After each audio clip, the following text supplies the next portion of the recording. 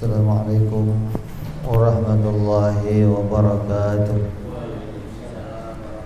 Al-Fatiha ila ruhi Sayyidina Habibina Syafi'ina Rasulullah Sayyidina Muhammad ibn Abdullah sallallahu alaihi wa ala alihi wa sahbihi wa azwaji badriyatin Allah ya'adil rajati bil jannah wa yanfa'una bi asrarihim wa anwarihim wa ulumihim wa nafa'atihim wa barakatihim fid dini wa dunya wal akhirah wa ja'iluna min hizbihim ويرزقنا محبتهم ويتوفانا على ملتهم ويعيشنا في زمرتهم بالعافية والسلامة لهم الفاتحة. أعوذ بالله من الشيطان الرجيم. بسم الله الرحمن الرحيم. الحمد لله رب العالمين الرحمن الرحيم مالك يوم الدين. إياك نعبد وإياك نستعين اهدنا الصراط المستقيم صراط الذين أنعمت عليهم غير المغضوب عليهم ولا الضالين آمين. بسم الله الرحمن الرحيم. نويت التعلم والتعليم والتذكر والتذكير والنفع والانتفاع والإفادة والاستفادة والحث على التمسك بكتاب الله سنة رسول الله صلى الله عليه وسلم والدعاء إلى الهدى والدلالة على الخير ابتغاء مرضاته وقربه وحسن الخاتمة مع اللطف والعافية وصلاح العاقبة. بسم الله الرحمن الرحيم. الحمد لله رب العالمين وبه نستعين على أمور الدنيا والدين. الصلاة والسلام على رسول الله سيدنا حبيبنا وشفيعنا ومولانا محمد صلى الله عليه وعلى آله وصحبه أجمعين. أما بعد. قال مصنف الكتاب حضرة الشيخ Imam Ahmad ibn Athaillah rahimahullah wa ghafara lahu wa liwalidayhi wa nafa'ana bihi fid darain. Thumma ila sahibu syarha ya Saleh Darat rahimahullah wa ghafara lahu wa liwalidayhi wa nafa'ana bihima fid darain. Allahumma aftah qulubana futuhal arifin wa bihikmatika wansur alaina birahmatika ya arhamar rahimin. Ila anqal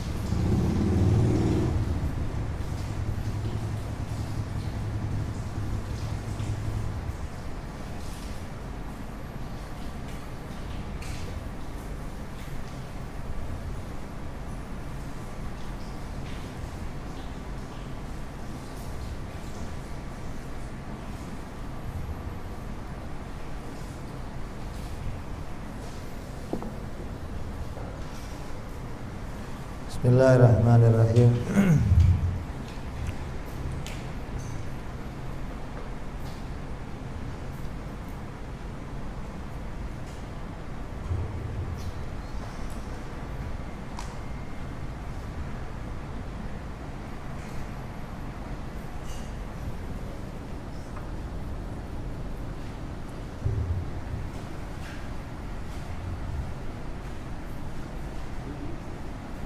Qala Imam Ahmad Ibnu Athaillah, la ta'dzumu dzambu indaka 'azamatan tasudduka an husni dhanni billahi ta'ala, fa inna man 'arafa rabbahu istasghara fi jambi karamihi dzambahu.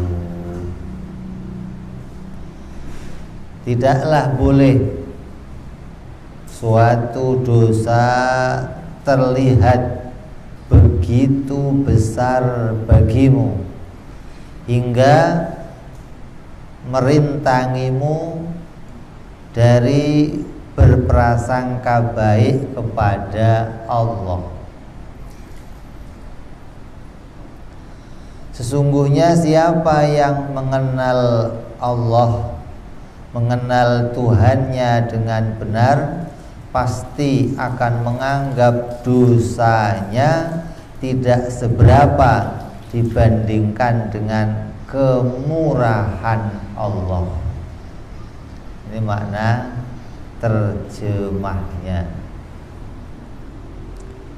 Maksudnya, setiap manusia itu pernah mengalami masa kelam, masa gelap, masa amburadul, masa labil, masa pencarian, hingga seringkali pada masa-masa itu kita melakukan satu kemaksiatan yang kemudian membuat kita terjerumus kepada melakukan perkara yang diharamkan oleh Allah Subhanahu wa ta'ala.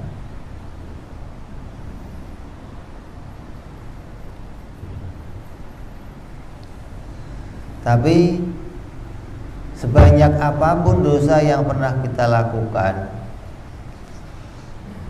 perkara haram-haram yang telah kita lakukan, zina, minum arak, judi, riba, narkoba, segala macam yang pernah kita lakukan, janganlah sampai membuat kita menjadi orang yang kemudian buruk sangka kepada Allah. Gara-gara punya dosa, kemudian dosanya dianggap dosa yang besar, kemudian buruk sangka kepada Allah. Apa buruk sangkanya? Menganggap bahwa dosanya itu terlalu besar hingga tidak akan diampuni oleh Allah, dan menganggap bahwa sudah tidak ada lagi kesempatan untuk berbuat baik. Kemudian dia menjadi orang yang tetap dalam kemaksiatan dan menjauh dari Allah Subhanahu wa ta'ala. Ini tidak boleh. Jangan demikian. Jangan sampai dosa yang kamu punyai terus kamu lihat dosa itu begitu besar hingga mengalahkan rahmatnya Allah, hingga mengalahkan ampunannya Allah. Maka jangan kamu memandang dosa itu besar hingga mengalahkan rahmatnya Allah. Jadi memandang dosa itu kebaikan, memandang dosa itu boleh, begitu loh. Jangan terus kalau sudah yang lewat-lewat tuh biarin, jangan diingat lagi. Udah kita mulai buka bab baru, ke depan kita lurus, jangan ingat-ingat lagi yang dulu. Salah. Kita perlu mengingat yang dulu. Makanya ini tahun baru, ini awal pembukaan tahun baru, maka tahun ini kita memulai, kita melihat bahwa yang lalu kita punya kesalahan-kesalahan yang banyak.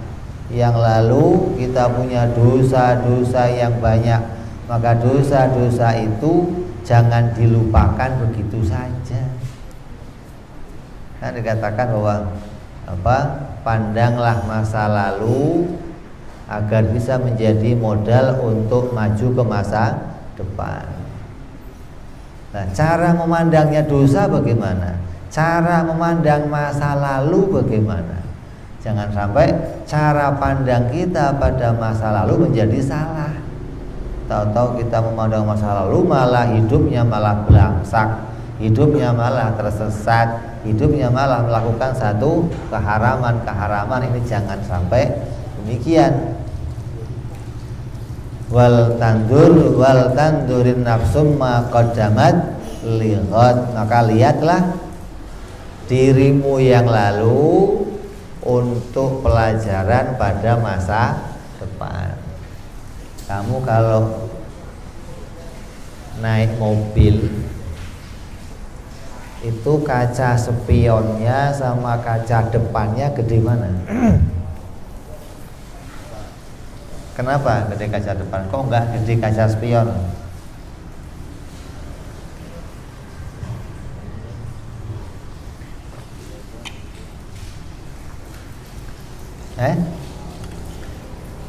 Karena melihat masa depan itu harus lebih banyak porsinya dibanding melihat masa lalu. Masa lalu ya perlu dilihat, tapi sedikit aja. Jangan masa lalunya banyak dilihat, masa depannya kecil, gimana ribet lah gitu.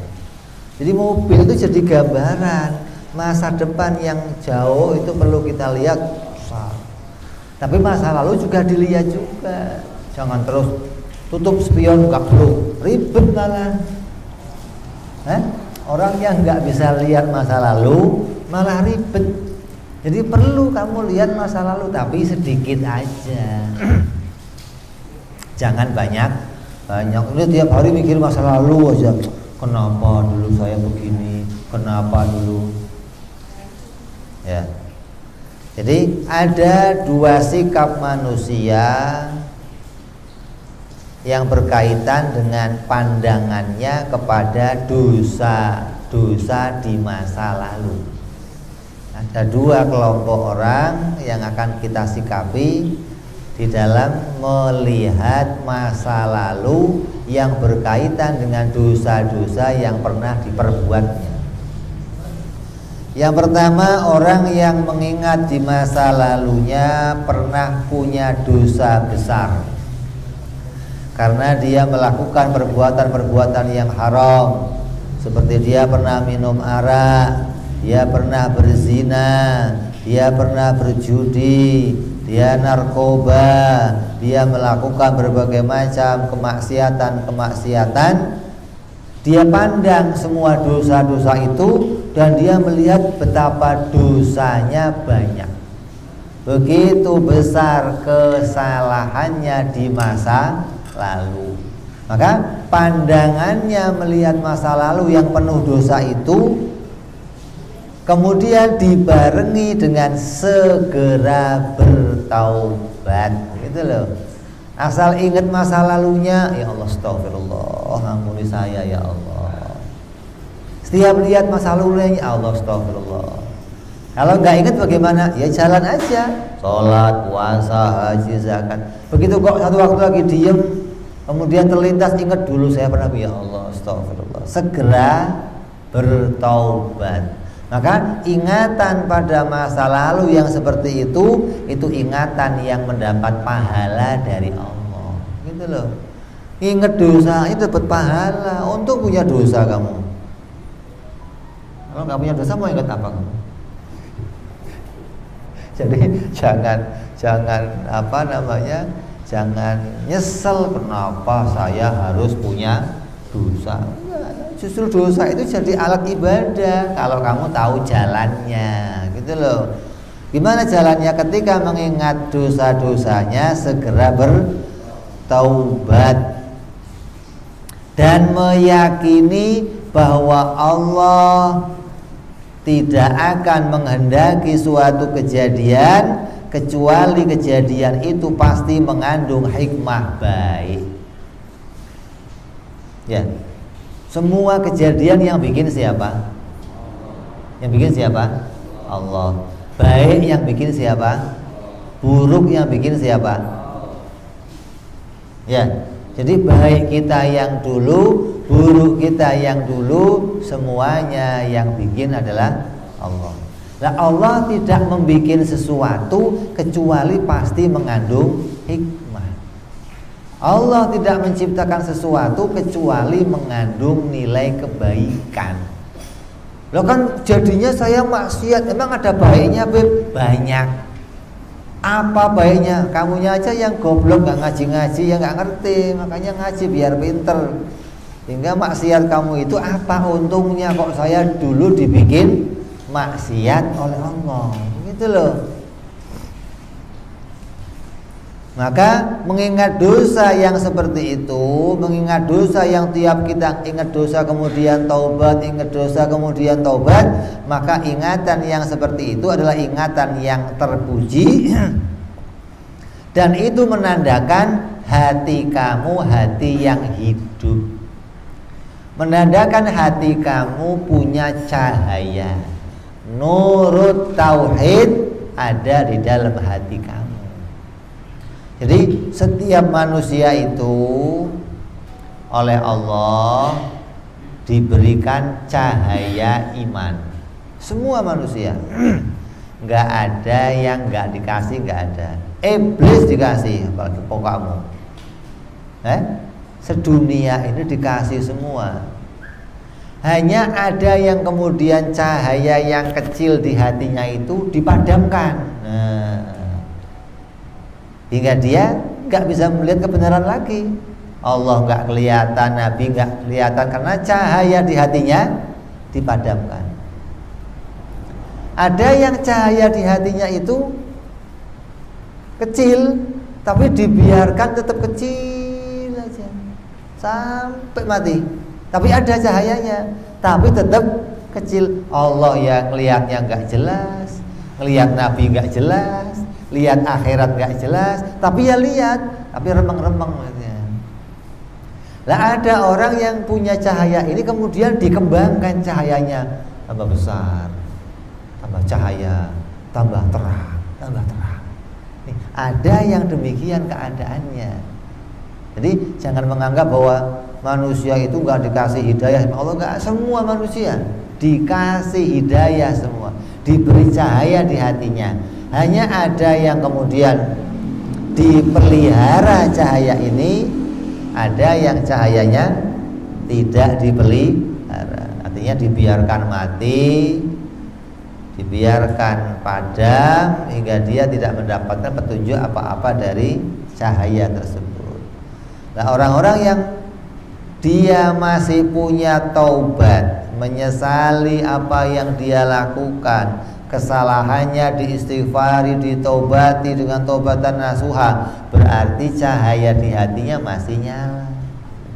Dia masih bisa lihat kesalahannya, dia masih bisa lihat Allah sebagai penciptanya, Allah yang memerintahkan dia, itu bisa terlihat hingga dia mau taubat. Makanya Allah itu kalau menghina orang-orang yang maksiat, parah hinaannya. Kata Allah apa? Orang ini kadang lebih parah daripada hewan. Hewan itu masih mending, manusia lebih parah dari hewan. Lah kok bisa? Hewan ternak itu kalau dipanggil sama tuannya nurut. Anjing dipanggil tuannya nurut, sapi dipanggil tuannya nurut. Ini orang saya panggil gak ada yang nurut, kamu ini lebih bodoh dari hewan. Itu Allah kalau menghina kita. Balhum adol, kata Allah. Bahkan manusia itu lebih jelek dari hewan. Itu Quran itu yang mengatakan. Hati-hati. Jadi kalau kita kok dipanggil sama Allah dablek aja, diem aja. Awas kamu masuk kelompok ini. Nah, orang yang kemudian dia bertaubat, ya Allah menyesal, ya Allah taubatan nasuha, ya Allah istighfar, ya Allah ampuni hamba, ya Allah dari dosa-dosa yang lalu, maka tandanya hatinya masih hidup, gitu loh. Tandanya hatinya masih menyala, sinar tauhid di hatinya masih nyala, masih mengakui ketuhanan Allah, masih mengakui dirinya melanggar dosa-dosa, melanggar perintah Allah. Ini tandanya hatinya masih hidup. Jadi harus kita pertahankan api itu, nyala cahaya itu jangan sampai padam. Nah, alamatnya apa? Ya ini. Kalau kita ahli maksiat, alamatnya orang yang mengingat maksiatnya kemudian segera bertaubat kepada Allah, tidak sampai berburuk sangka kepada Allah, maka dia adalah orang yang hatinya masih bercahaya. Rasulullah Shallallahu Alaihi Wasallam bersabda, andai kalian berbuat dosa hingga dosa kalian memenuhi langit, memenuhi bumi, lalu kalian bertaubat, maka Allah akan menerima taubat kalian. Jadi jangan sampai buruk sangka, jangan kamu putus asa kalau sudah punya dosa besar. Ya Allah, gimana dosa saya ya Allah, dosa saya kok besar begini, pasti nggak akan diampuni. Jangan sampai buruk sangka begitu. Kata Nabi, sebesar apapun dosa kamu, sampai memenuhi langit dosa kamu, kalau kamu taubat sungguh-sungguh, maka akan diampuni oleh Allah Subhanahu wa ta'ala. Nabi menceritakan satu riwayat tentang seseorang yang sudah membunuh 99 orang. Kemudian dia menyesal. Ini ada preman kelas kakap misalnya, preman kerjanya bunuhin orang, yang dibunuh sampai 99 orang. Begitu sudah tuanya, sudah masa akhirnya, kemudian dia taubat. Dia mencari seseorang yang bisa menuntunnya untuk ke jalan kebenaran. Sampailah dia kepada seorang rohib. Rohib itu kalau sekarang kiai, nah ini dulu, maka dia sampai ke seorang rohib. Kata rohib itu, apa yang kamu inginkan? Saya ingin taubat Pak Rohib. Saya ini sudah bunuh 99 orang. Jadi gimana? Oh, kamu salah, kamu sudah terlalu banyak. Kamu sudah nggak bisa diampuni. Udah, kamu tempatnya neraka. Nah, karena mendengar jawaban itu merasa dirinya nggak bisa selamat, merasa dirinya nggak bisa mendapat ampunan, timbul lagi emosinya, marah, dibunuh sekalian rohib itu. Jadi genep 100. Nggak tanggung-tanggung ini.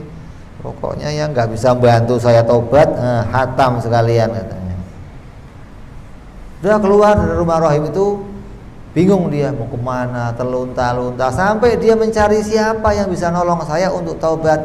Datang ke rumahnya orang soleh, ketemu orang soleh, nanya, Pak, saya ini udah dosa saya banyak, saya sudah bunuh orang 100, termasuk rohib udah saya kek sekalian. Ini saya sekarang pingin taubat, bagaimana?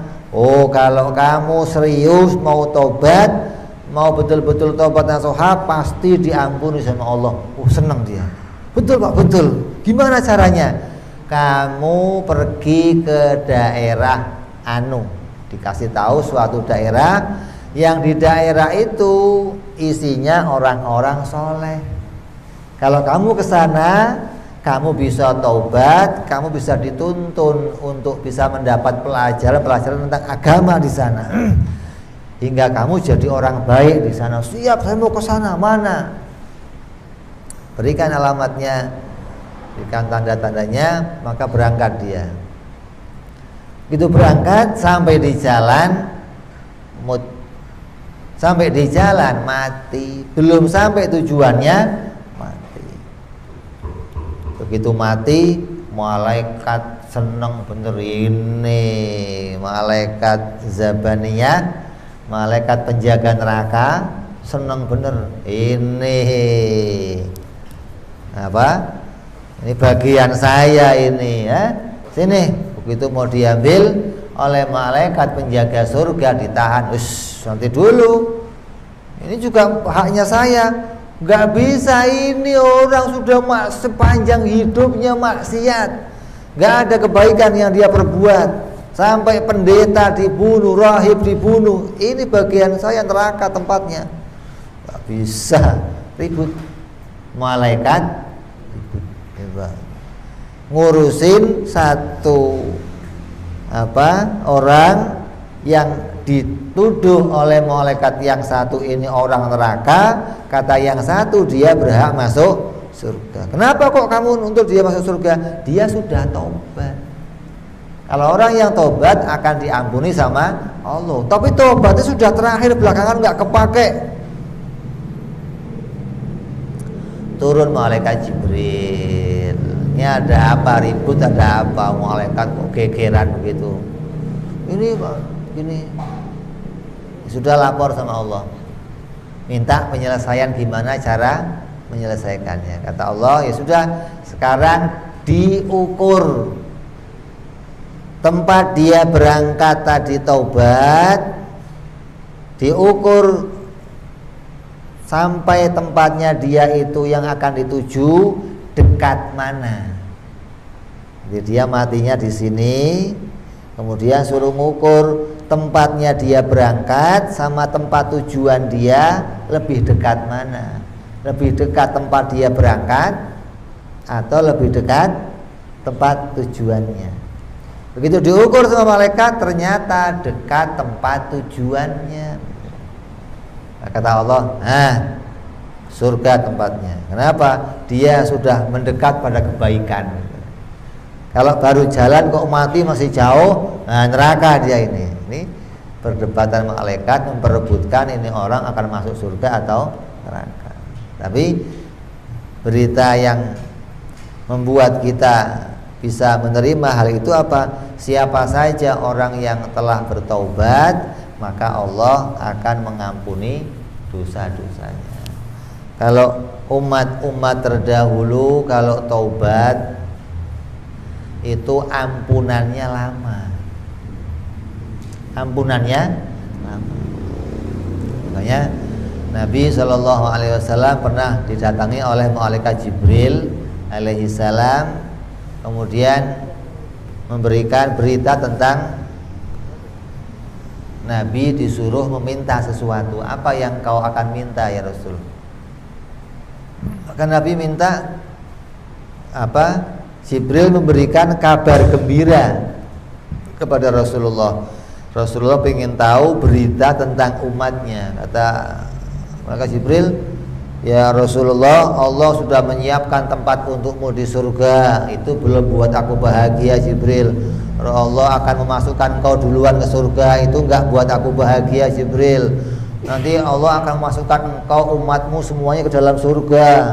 Belum membuat aku bahagia Jibril. Terus ini Rasulullah sampai ketika Jibril menceritakan kalau umatmu punya salah, kemudian dia minta maaf, maka Allah akan mengampuninya. Berapa lama dia akan diampuni?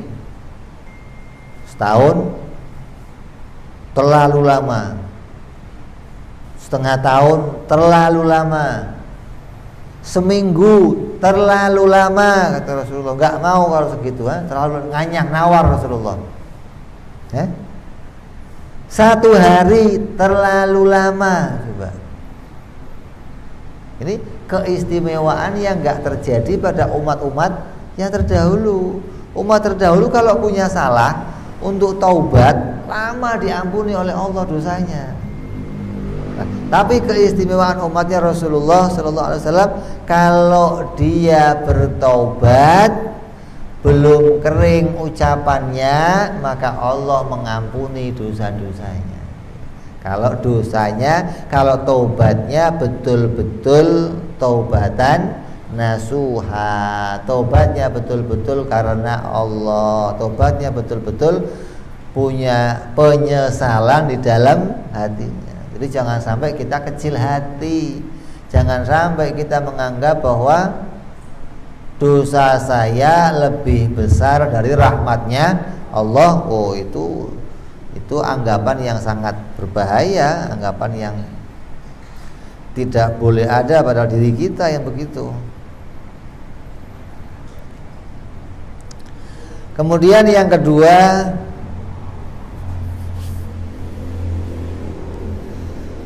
orang yang mengingat di masa lalu dia pernah punya dosa.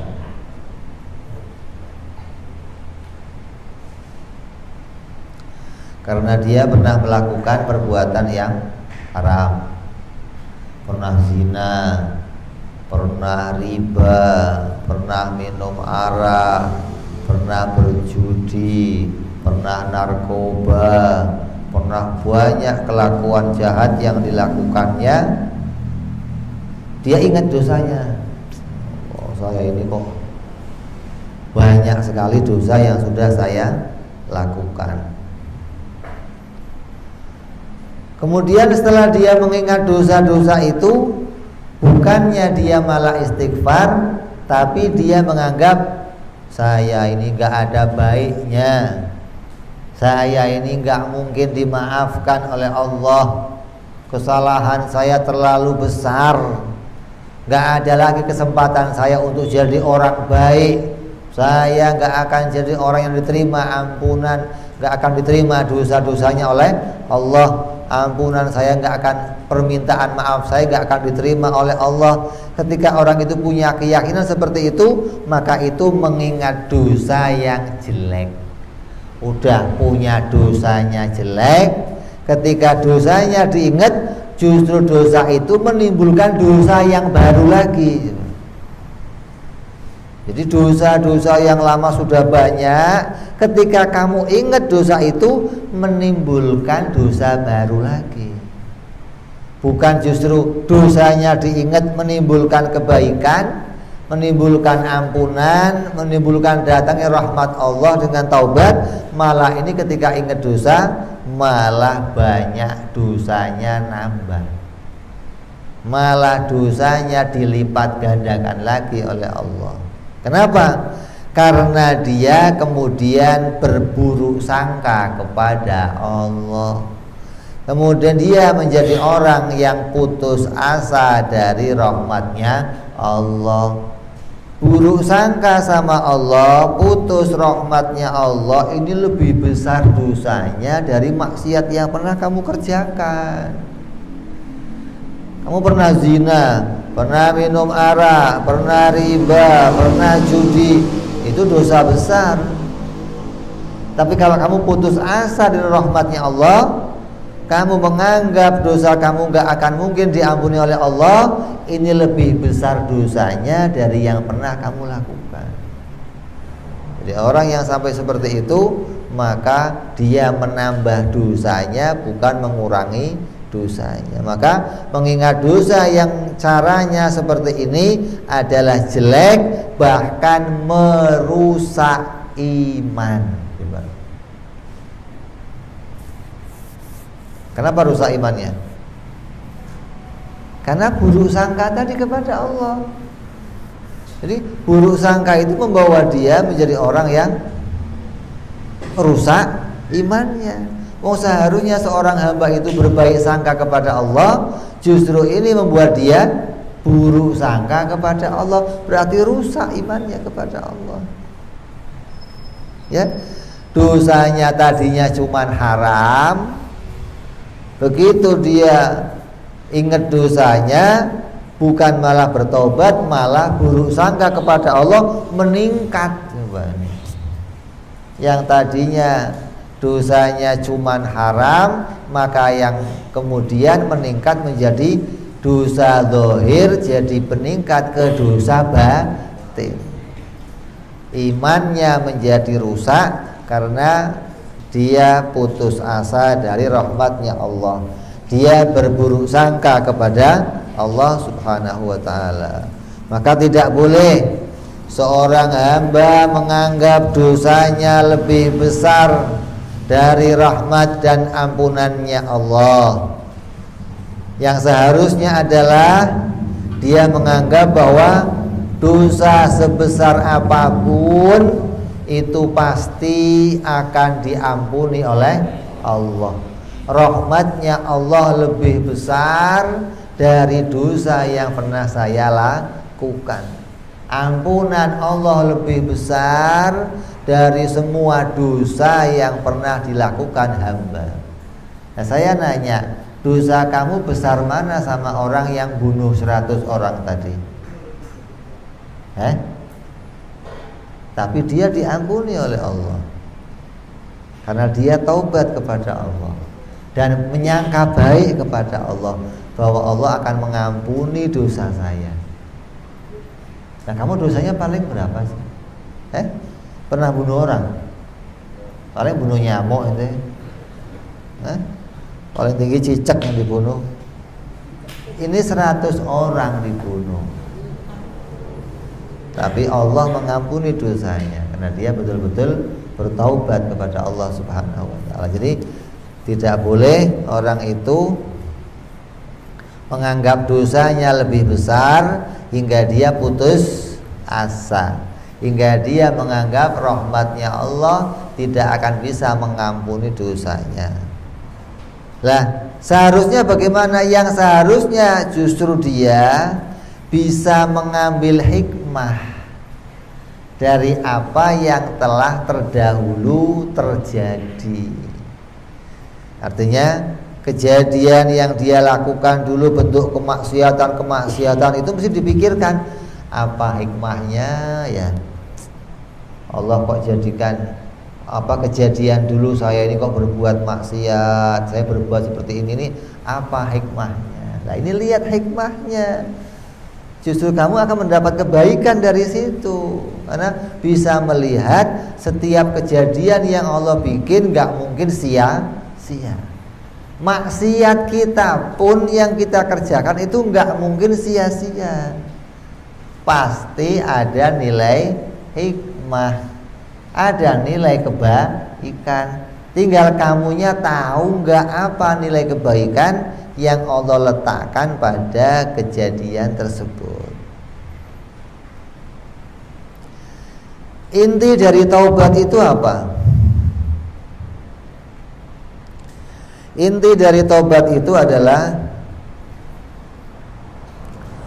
menyesali usaha yang pernah kita lakukan, menyesali usaha di dalam memilih sesuatu yang harus kita lakukan.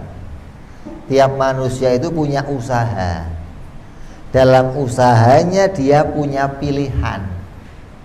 Ya, kamu tadi waktu mau kesini punya pilihan berangkat atau tidak. Ya, punya pilihan. Itu usaha manusia namanya. Jadi setiap manusia itu oleh Allah diberikan usaha, yang usahanya ya dengan usahanya dia punya pilihan, memilih untuk mengerjakan sesuatu atau tidak mengerjakan sesuatu.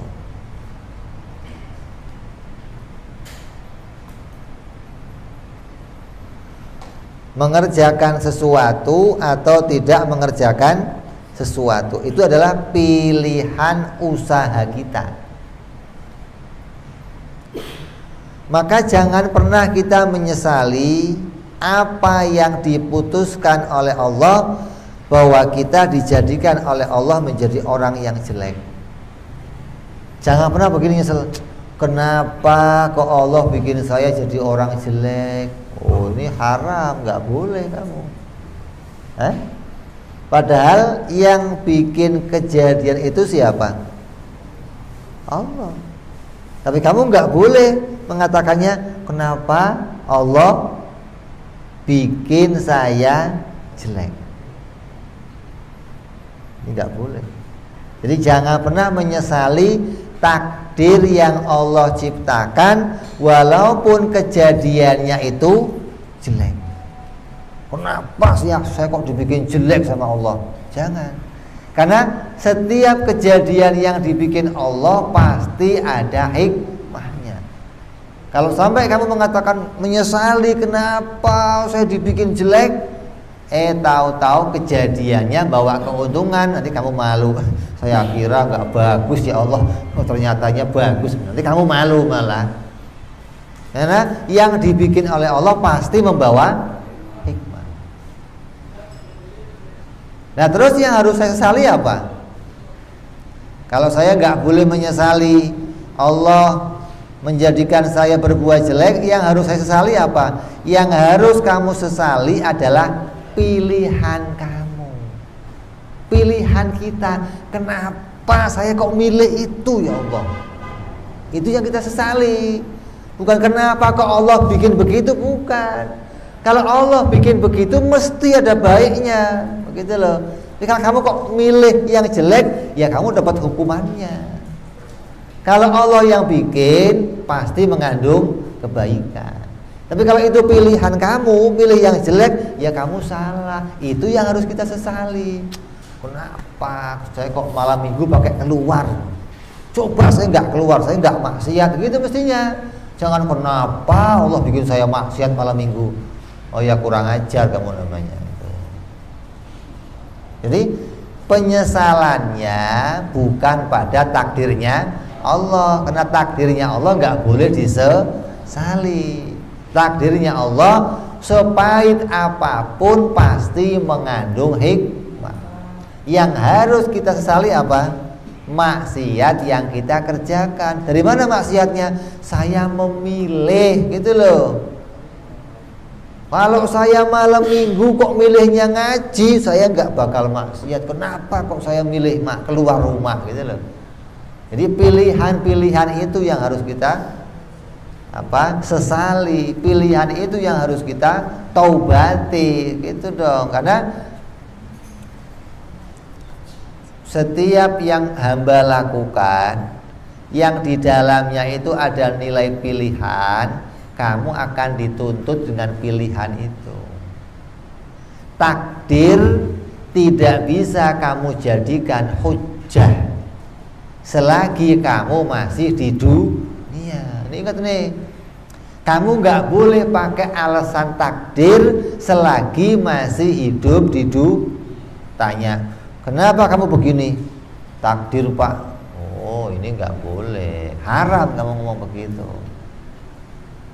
Di dunia ini apapun yang kamu lakukan harus kamu kaitkan sama pilihan kamu, begitu loh. Beda lagi nanti di akhirat. Kamu cerita, ente dulu begini, gimana tulisannya begitu? Nah itu boleh ngomongnya begitu nanti di akhirat. Di dunia nggak boleh ngomong takdir, tapi kamu tahu itu semua ditakdirkan oleh Allah. Ini rada rumit ini, Kamu tahu itu yang bikin Allah, tapi kamu nggak boleh nyalain Allah.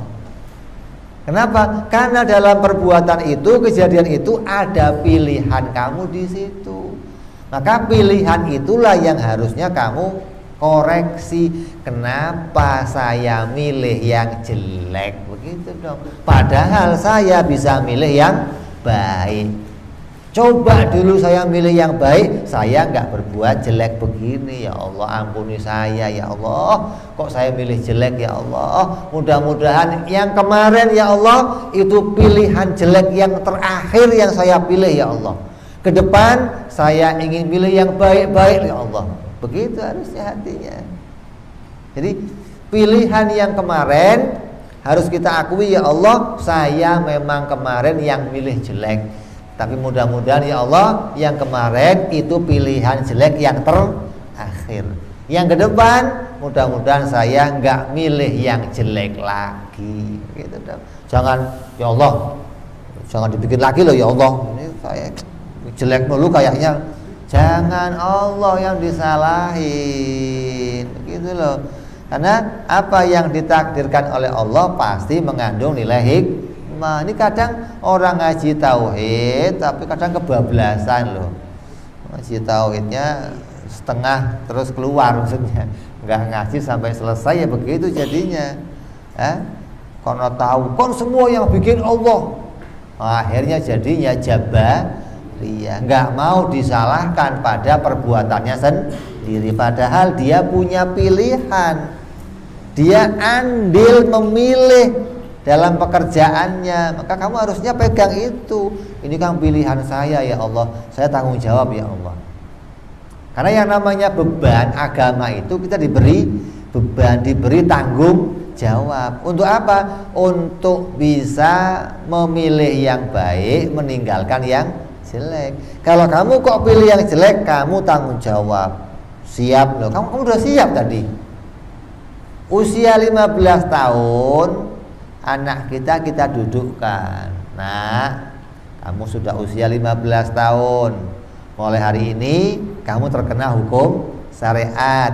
Apapun yang kamu pilih yang itu cocok sama perintahnya Allah, maka kamu akan diberi pahala oleh Allah. Apapun yang kamu pilih yang melawan perintahnya Allah, kamu tanggung jawab nanti di akhirat. Nah, ajarkan ini sama anak kamu hingga dia punya tanggung jawab. Oh, saya punya beban moral, saya punya beban yang penting ini untuk bisa melakukan sesuatu selalu sesuai dengan perintahnya Allah. Pilihan saya harus pilihan yang cocok dengan perintahnya Allah. Hingga kamu anak-anak gak menyalahkan takdir. Ngomong takdirnya begini gimana lagi?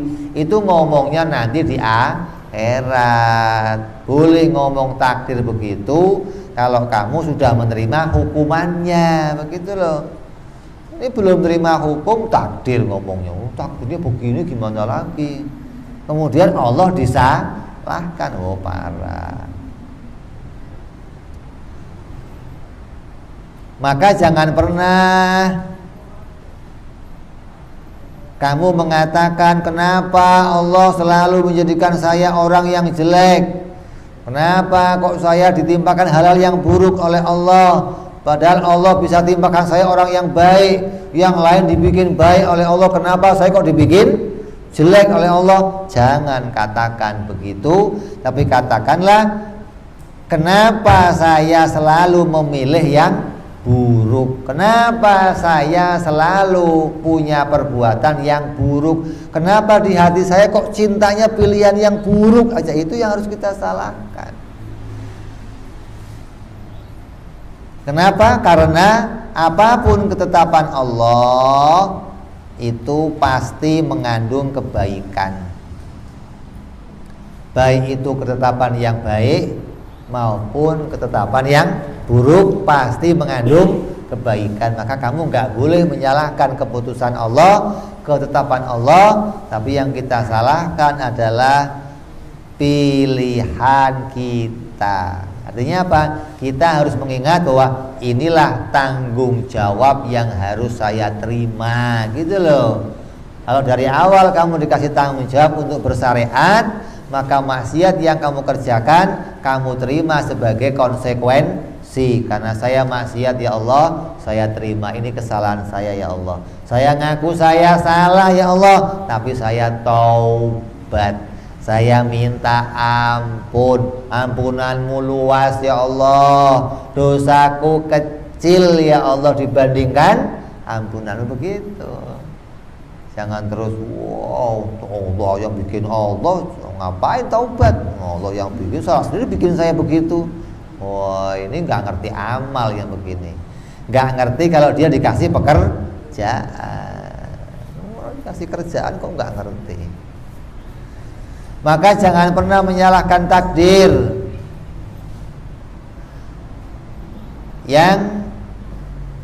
Jangan pernah menyalahkan takdir Allah yang menjadikan kita menjadi orang yang jelek.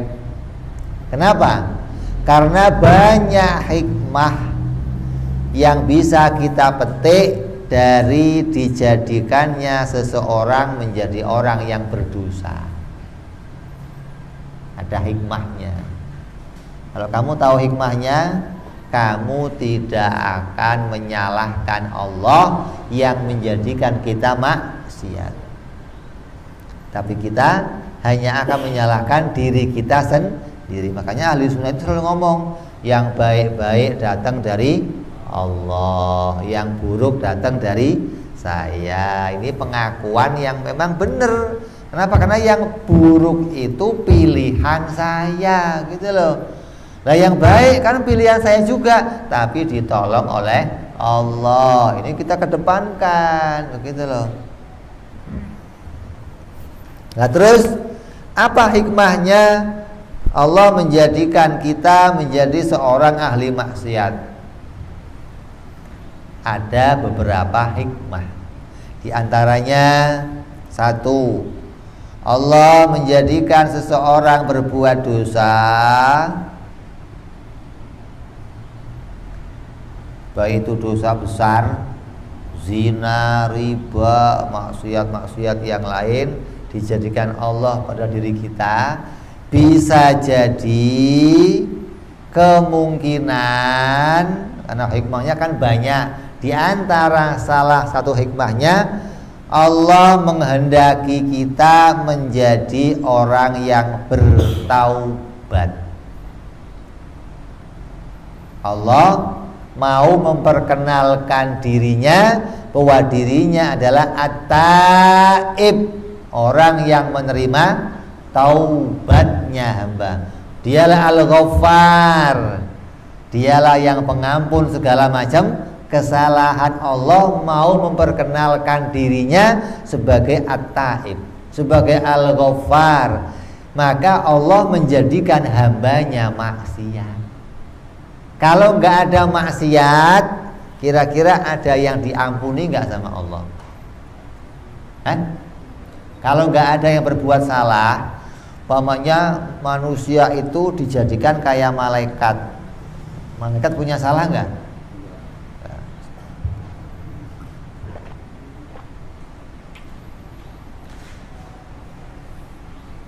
Kalau malaikat nggak punya salah, terus manusia dibikin juga kayak malaikat, semuanya nggak punya salah, maka Allah tidak akan nampak sifat Maha Pengampunnya. Maha Pengampunnya Allah di mana? Nggak kelihatan.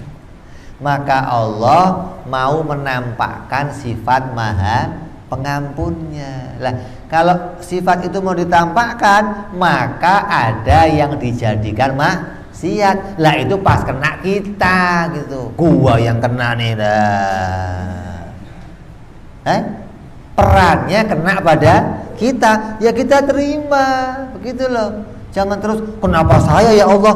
Oh, dikasih kerjaan nggak mau, ini kok udah dapat enaknya, diampuni lagi sama Allah, kan untung kamu. Enak nggak?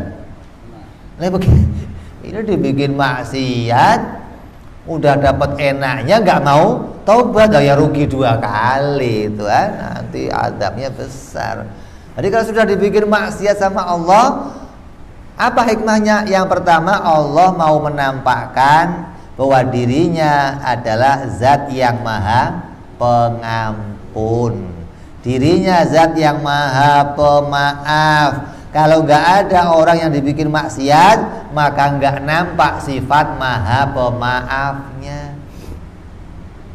Ya, nyambung ini. Yang pertama, Allah mau menampakkan sifat itu hingga membuat hamba yang namanya manusia. Kalau Allah nggak mau menampakkan sifat ini, maka Allah akan bikin makhluk seperti malaikat semua. Bisa nggak? Bisa nggak? Bisa. Tapi nggak nampak sifat maha pengampunnya Allah. Gitu. Jadi kalau kita lihat ada orang maksiat ya Allah, Engkau maha pengampun ya Allah, ampunanmu lebih luas dari maksiat yang mereka lakukan ya Allah. Ini hati kita harus begitu, bisa melihat bahwa ini semua menampakkan sifat maha pengampunnya Allah. Dikasih rezeki tiap hari, dikasih sehat sama Allah, kasih kenikmatan, maksiat. Tapi yang nggak diadab-adab sama Allah. Allah ya Allah, Engkau baik banget ya Allah. Itu kalau saya yang jadi tuanya udah gemes saya, Allah kepites ya Allah. Gitu. Jadi kita melihat Allah maha karim, Allah maha baik, Allah maha rahmah, Allah maha sabir, nggak buru-buru mengadab kita. Allah berikan kita kesempatan untuk taubat. Makanya orang dipanjangkan umurnya itu diberi kesempatan taubat. Ada yang usianya 63 masih lebih. Itu dikasih kesempatan taubat, kok masih maksiat aja. Oh, ini azabnya paling utama nanti. Duluan azabnya. Orang tua sial dangkalan yang begitu itu. Orang tua kurang ajar yang begitu. Tambah tua tambah jadi tua-tua. Itu yang begitu, hati-hati itu.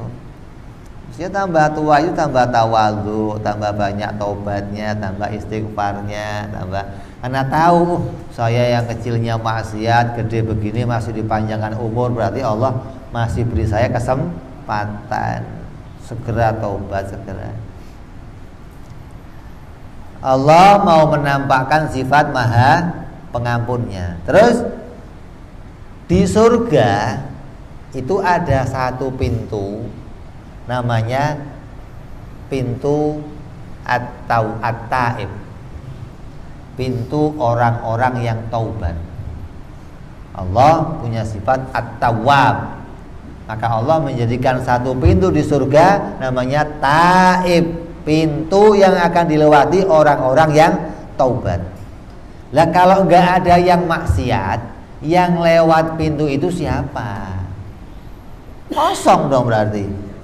Nah, ya kita ini mudah-mudahan Allah jadikan lewat pintu Taib begitu. Kenapa? Karena kita ngaku kita pernah ngelakuin maksiat. Saya taubat ya Allah, taubatan nasuha ya Allah, enggak saya ulang lagi ya Allah perbuatan yang dulu ya Allah. Maka mudah-mudahan kita dimasukkan ke surga lewat pintunya orang-orang yang bertaubat kepada Allah Subhanahu wa ta'ala.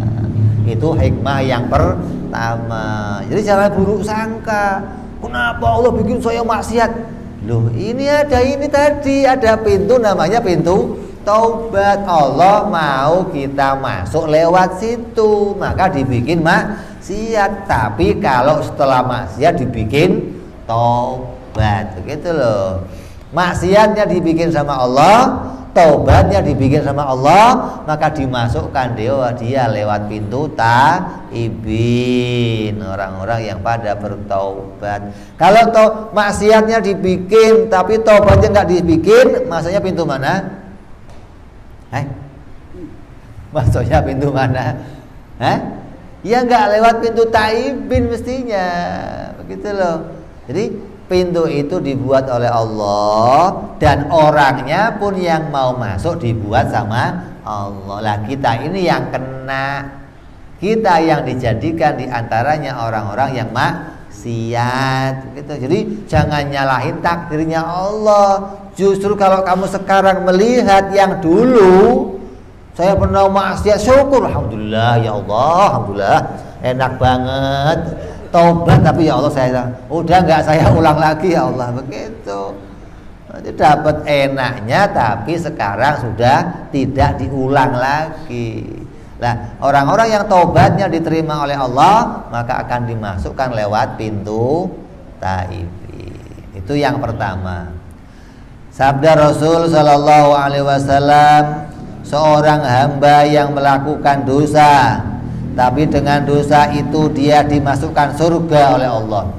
Nabi bersabda depan sahabatnya, ada orang punya dosa tapi dengan dosa itu Allah masukin dia ke surga. Sahabat bingung, ini jangan bercanda ya Rasul. Kita disuruh menghindari dosa, ini ada orang berbuat dosa malah masuk surga dengan dosanya. Sahabat nanya, bagaimana kejadiannya ya Rasul, kok bisa begitu? Maka Rasul menceritakan, karena dosa yang dia lakukan selalu dilihatnya dalam pandangannya, kemudian setelah dia melihat dosanya, dia lari kepada Allah dan dia tobat dari dosa-dosa itu. Maka dia diampuni oleh Allah dan dimasukkan surganya karena dosanya itu. Nah, coba, ada orang berbuat dosa tapi masuk surga kenapa? Karena dosanya ditobati dan dimasukkan surga lewat pintu Taibin, pintunya orang-orang yang bertaubat. Gitu mestinya. Ini sabda Nabi ini. Jadi jangan terus menganggap bahwa orang-orang yang maksiat, oh, kamu mau neraka, nggak bakal surga, nggak kamu lah. Kamu kok kayak punya surga aja mutusin neraka. Allah bisa saja hari ini bikin kita maksiat, besok bikin kita taubat begitu. Jangan terus mutusin. Oh, ini mah. Yang kita marah itu pilihan kamu, begitu loh. Lah kamu ini kok bisa milihnya itu bagaimana sih? Memang gak ada pilihan yang lain. Ini yang mau kita salahkan gitu loh. Jadi ada orang kayak FPI bongkar sana bongkar sini, kita nasihatin orang bukan lihat takdirnya Allah. Oh, Allah yang nakdir, biar ya gak selesai kalau begitu masalah kita. FPI nggak melihat itu, melihatnya kenapa pilihannya begitu gitu loh. Karena yang mesti kita luruskan itu adalah pilihan kita. Kalau pilihannya salah, ini yang mau kita luruskan. Bukan takdirnya salah, bukan, takdir nggak pernah salah. Sutradara itu bebas, mau bikin apa saja bebas, namanya sutradara. Ada sutradara diprotes, Pak sutradara, kalau bikin film jangan pakai penjahat. Kok nggak seru, film nggak ada penjahatnya ada. Nggak seru film drama. Dari awal satu keluarga baik semua sampai akhir. Ini lihat film apa? Nggak seru. Kalau film nggak ada penjahatnya, lah ini kenapa? Kalau ada penjahatnya mesti ada jagoannya. Lah ini yang ditunggu siapa? Nah, jagoannya bukan penjahatnya, bukan.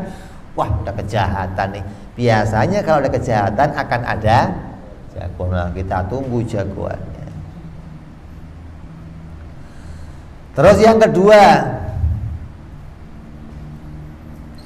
Allah menjadikan seorang itu maksiat, seorang itu berdosa, bisa jadi itu karena Allah menghendaki orang itu terhindar dari dosa yang lebih besar. Coba ini, Allah jadikan kita punya dosa.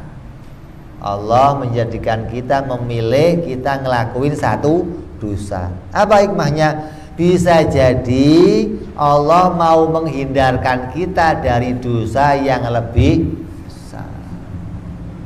Apa itu?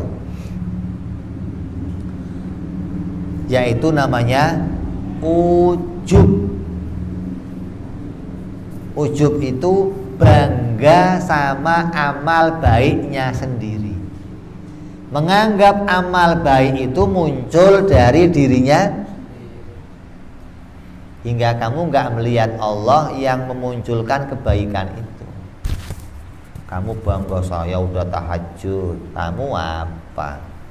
Saya kalau zikir semalam salawat sekian, kamu apa? Saya puasa, kamu Senin Kemis, saya Daud, kamu apa? Menganggap amalnya hebat, membanggakan amalnya sendiri. Ini namanya ujub. Lah amal yang disertai ujub itu nggak ada kebaikannya, karena tidak menganggap amal itu datang dari pertolongan Allah, dianggap datang dari dirinya sendiri. Lah Allah nggak mau kita punya amal yang seperti itu. Biar nggak punya amal begitu bagaimana? Dibikin maksiat. Nah, ini untung. Kenapa? Ketika kita maksiat, kita sadar, ya Allah, ternyata kebaikan yang kemarin saya kerjakan bukan dari diri saya sendiri. Kalau itu dari diri saya sendiri, mestinya seumur hidup saya bisa baik terus. Tapi nyatanya nggak begitu. Kok tiba-tiba saya ngelakuin maksiat? Tandanya yang baik itu bukan dari diri saya sendiri, tapi dari Engkau, ya Allah. Nabi SAW bersabda, apabila kalian semua tidak berbuat satu dosa, justru aku sangat mengkhawatirkan keadaanmu. Ini hadis loh. Ini hadis. Kata Nabi apa? Kalau kamu semuanya nggak punya dosa, saya justru khawatir. Jadi kalau kamu punya dosa, Nabi nggak. Jangan diartikan ayo berbuat dosa, jangan. Itu yang nafsiri gila namanya. Maksudnya saya khawatir kalau kamu nggak punya dosa, saya khawatir kamu terkena dosa yang lebih buruk, begitu loh. Apa itu? Ujub, begitu. Kamu akan membanggakan amal kamu, menganggap amal itu baik dari diri kamu, dan itu merusak semua amal. Saya khawatir kalau kamu terkena ujub, gitu loh. Jadi dosa yang kita kerjakan, satu dosa itu dijadikan oleh Allah, hikmahnya apa? Menghindarkan kita punya dosa yang lebih besar, gitu. Nyambung gak nih? Kalau nggak nyambung saya kasih contoh. Ini analoginya begini. Anak kamu mau nyebrang jalan, kamu lagi di dalam rumah, anak kamu lari ke jalan. Kalau lari ke jalan sampai nyebrang, tahu-tahu ada mobil lewat, jadi apa? Jadi peyek, apalagi periuk, kontainer yang lewat. Karena kamu lihat anak kamu lari ke sana, kamu ambil sendal, kamu lempar. Sakit nggak? Jatuh nggak dia? Jatuh. Tapi kamu sakiti dia, mau menghindarkan dia dari sakit yang lebih besar, gitu loh. Orang lain yang lihat, bapak kurang ngajar, anak sendiri dilempar, lu jangan cerewet lah, lu nggak tahu ceritanya sih, begitu. Gitu loh maksudnya. Jadi Allah mau menghindarkan kita dari kita berbuat yang lebih besar.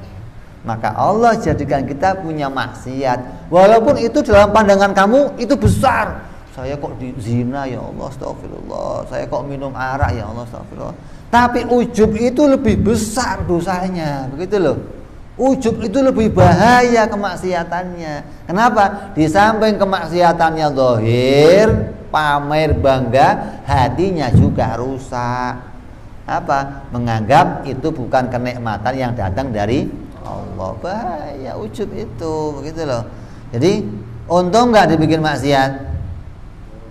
Untung nggak dibikin maksiat. Oh, jadi jangan nyalain takdirnya Allah. Kenapa saya dibikin maksiat? Jangan. Yang disalahkan kita, kenapa saya milih?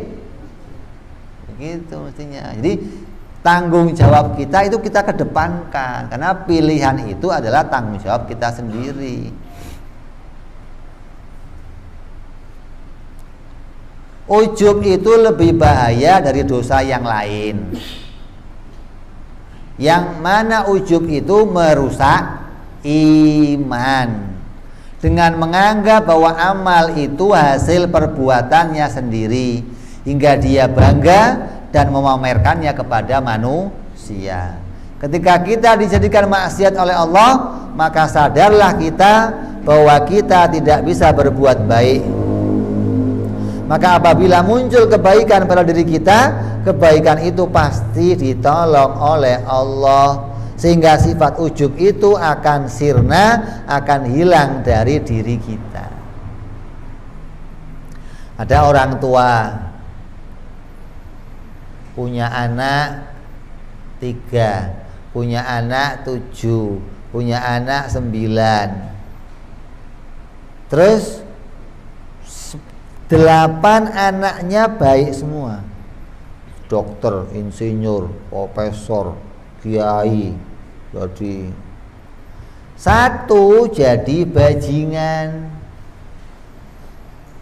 Yang lain baik semua.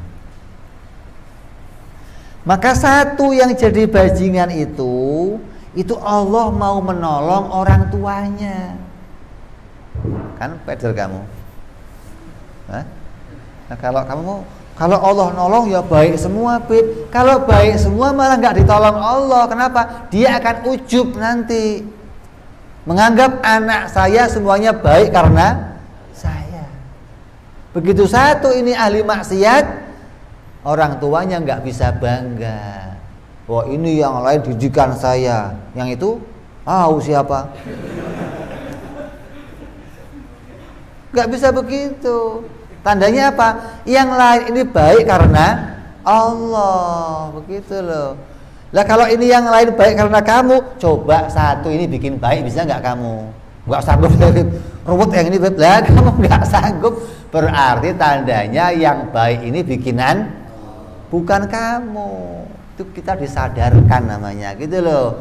Kalau kamu bisa berbuat baik, kemudian satu hari kamu maksiat, maka ingatlah, baik yang kamu kerjakan bukan dari diri kamu sendiri, tapi atas pertolongan Allah. Ini harus kita ingat begini nih, hingga kamu nggak pernah menyalahkan takdirnya Allah, tapi menyalahkan sikap kita sendiri atau amal kita sendiri.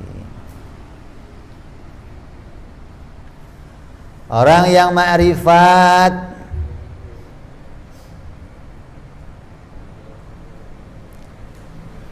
maksudnya orang yang ma'rifat itu orang yang hatinya hidup. Orang yang hatinya hidup itu orang yang senantiasa bisa memandang kepada Allah Subhanahu wa ta'ala. Karena hatinya terang, maka dia akan memandang terus kepada Allah. Orang yang ma'rifat akan selalu menjadi orang yang berbaik sangka kepada Allah, walaupun ketika mengingat dirinya pernah berbuat dosa. Jadi orang yang kenal kepada Allah, orang yang betul-betul tahu kepada Allah, maka walaupun ketika dia mengingat dirinya berbuat dosa, maka akan selalu berbaik sangka kepada Allah. Gak akan pernah berburuk sangka. Kenapa? Dia tahu tidak ada yang sia-sia dalam perbuatannya Allah. Semua perbuatan Allah pasti ada hikmahnya. Walaupun dia mengingat dulu pernah berbuat dosa. Tanda hati hidup itu ada dua. Akan selalu membuat sangkaan baik dalam hatinya kepada Allah. Orang yang hatinya itu hidup itu akan selalu punya prasangka baik kepada Allah. Gak pernah suudzon kepada Allah. Lah kamu ini kok aneh, wong Allah kok kamu suudzonin, kan aneh. Nah kata Allah apa? Aku ana indal dzonni abdi. Aku itu sesuai prasangka hamba-Aku. Lah kalau kamu kok suudzon kepada Allah kan berat. Mau keluar rumah tiba-tiba cicak jatuh nempel, aduh sial nih. Nah, ini Tuhan disuudzonin namanya. Wah, ini kejadian ini nanti akan jadi sial. Oh, ya begitu, sial beneran kamu akhirnya. Kenapa? Karena prasangka kamu buruk kepada Allah. Jadi jangan punya prasangka buruk kepada Allah. Orang yang hatinya hidup akan selalu punya sangkaan baik kepada Allah. Apa sangkaannya? Yang pertama, akan menyangka bahwa Allah akan selalu mengampuni aku bila aku bertaubat dari segala dosa-dosaku. Jadi orang yang berbuat maksiat itu kalau masih ingin hatinya disebut hati yang hidup, kalau hatinya masih punya cahaya iman, cahaya tauhid, maka alamatnya apa? Alamatnya selalu dia berbaik sangka kepada Allah. Apa sangkaan baiknya orang yang maksiat? Bahwa Allah akan mengampuni dosa-dosaku bila aku segera taubat. Maka jangan pernah bosen taubat. Jangan pernah bosen istighfar. Jangan pernah bosen minta ampun kepada Allah walaupun terus melakukan maksiat. Terus taubatnya terus. Maksiat sekali tobat 7 kali, begitu. Maksiat lagi besok sekali tobat 7 kali. Biar apa? Biar kita malu berbuat maksiat. Masa sih saya habis maksiat tobat lagi lah gimana? Udahlah tobatnya ntar sekalian. Nah ini parah yang begini nih. Ini setan senang yang begini nih. Kita nggak boleh begitu loh. Jadi kalau maksiat tobat, tapi saya malu nggak malu tobat begitu sama Allah. Lalu nanti maksiat lagi gimana? Nanti urusan nanti, itu belum maksiat sudah punya keinginan untuk maksiat. Bagaimana? Tobat dulu yang penting sekarang. Nanti gimana? Urusan belakangan nanti. Lalu nanti kalau saya maksiat lagi, udah nggak ada masalah. Yang penting maksiat jalan keluarnya cuman tobat. Jadi harus hati kita berbaik sangka kepada Allah. Dengan sangkaan kalau saya taubat pasti diampuni oleh Allah. Yang kedua, menyangka kejadian yang Allah jadikan ini pasti ada kebaikan untukku. Allah bikin aku maksiat ini pasti ada kebaikan untukku. Allah menjadikan aku tadi maksiat itu pasti ada hikmah baiknya. Apa hikmah baiknya? Pasti Allah menginginkan saya agar saya punya amal kebaikan. Saya menjadi orang yang masuk pintu taib, atau saya menjadi orang yang tidak ujub di dalam beramal. Ini sangkaannya harus selalu begitu. Saya kok maksiat, ini Allah mau bikin saya baik, Allah mau bikin saya masuk pintu taubat kalau saya segera taubat. Jadi jangan pernah bosan taubat. Maksiat taubat lagi, maksiat taubat. Kenapa? Harapannya maksiat ini akan membawa saya masuk pintunya orang-orang taibin ke dalam surga. Atau Allah menjadikan ini agar saya tidak punya sifat ujub.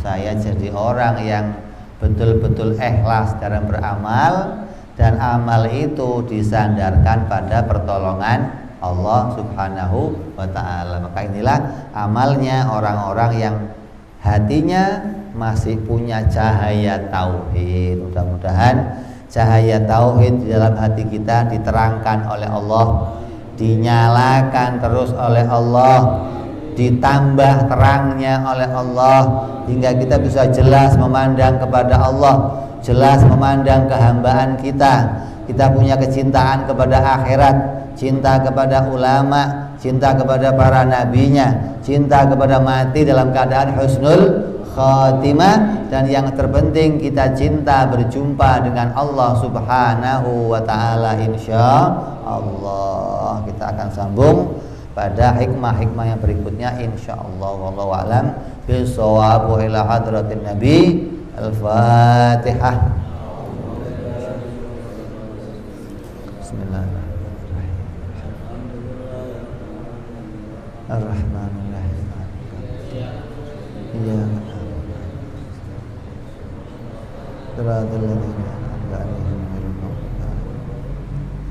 Ya Rabbana tarafna bi annana tarafna wa annana asrafna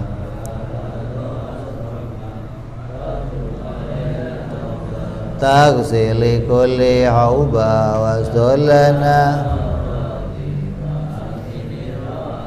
waghfir li walidina rabbi wal ali wal ihwani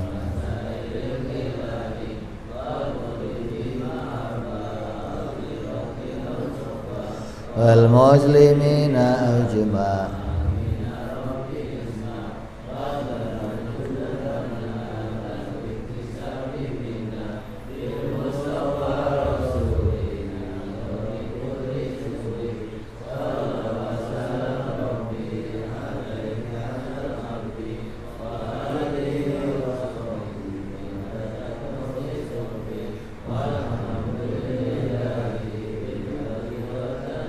Subhana rabbika. Alhamdulillahi rabbil alamin.